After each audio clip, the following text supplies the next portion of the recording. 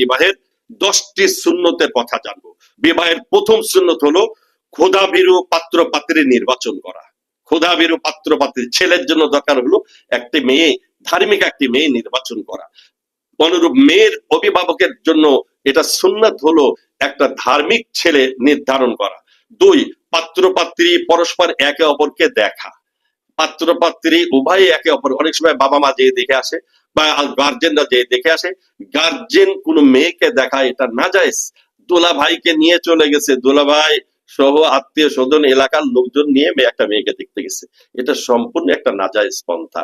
অনেক সময় বাবা গেছে দেখার জন্য, বাবার চয়েস হয়ে গেছে, বাবাই নিজে বিবাহ করার জন্য রাজি হয়ে শেষ পর্যন্ত বিবাহ করে ফেলেছে। এই জাতীয় ঘটনা বাংলাদেশে অনেক জায়গায় আছে। অতএব বিবাহের ক্ষেত্রে পাত্র পাত্রী পরস্পর একে অপরকে দেখা। নাম্বার 3, তৃতীয় নম্বর হলো মহারানা সহজ সাধ্য হয় এমন মহারানা নির্ধারণ করা। 4 নম্বর অনাড়ম্বর বিবাহ। বিবাহের মধ্যে একবারে বিশাল আকারে আড়ম্বনা, লাইটিং ফাইটিং বিভিন্ন কিছু, এটা সম্পূর্ণভাবে সুন্নত পরিপন্থী। 5 নম্বর বিজাতীয় সংস্কৃতি পরিহার করা। বিজাতীয় গায়ে হলুদ দেওয়া, এই সেই বিভিন্ন প্রকার বিজাতীয় সংস্কৃতি যা কিছু আছে এগুলি সম্পূর্ণ পরিহার করা।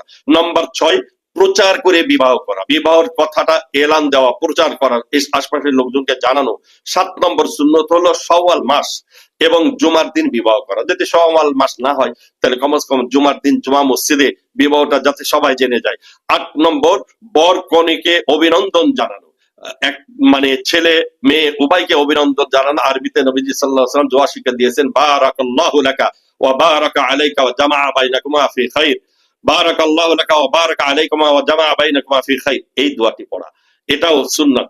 9 নম্বর হলো ওলিমা খাওয়ানো। বিবাহের অনুষ্ঠানে কোনো মেয়ের পক্ষের বাড়িতে কোনো খানার ইন্তজাম নাই ইসলামে। খানার ইন্তজাম হবে তো ছেলে বিবাহ করে বাড়িতে যে ওলিমা খাওয়াবে। নবীজি সাল্লাল্লাহু আলাইহি ওয়াসাল্লাম মানে প্রত্যেক স্ত্রীকে মানে বিবাহ বন্ধনে আবদ্ধর পরে আল্লাহর পয়গম্বর ওলিমা খাওয়াইছেন।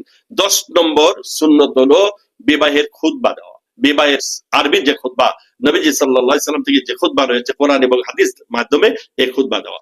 তাহলে বিবাহের 10টি সুন্নত সম্পর্কে আমরা জানলাম। নতুন নতুন ভিডিও পেতে আমাদের চ্যানেলটিকে সাবস্ক্রাইব করুন। ভালো লাগলে লাইক, কমেন্ট, শেয়ার করুন।